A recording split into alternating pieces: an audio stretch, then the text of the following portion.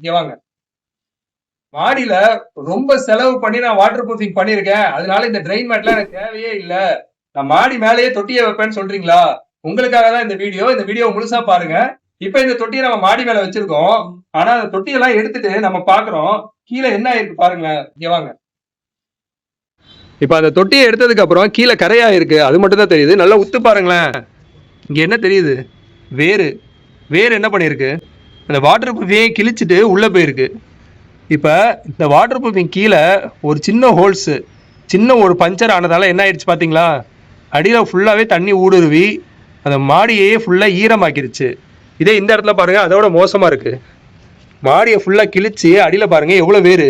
Water ப்ரூஃபிங்க்கு அடியில் எவ்வளோ வேறு பரவி இருக்கு பாருங்கள். கிட்டத்தட்ட எல்லா வாட்டர் ப்ரூஃபிங்குமே நம்ம பண்ணி இந்த ஒரு வேர் வந்து எவ்வளோ டேமேஜ் ஆக்கியிருக்கு. இப்போ சொல்கிறீங்களா மாடியில் வந்து நான் வாட்டர் ப்ரூஃபிங் பண்ணியிருக்கேன், அதனால் இந்த ட்ரெயின் மேட் வைக்க மாட்டேன்னு யாராவது சொன்னாங்கன்னா அவங்களுக்கு இந்த வீடியோ ஷேர் பண்ணுங்கள்.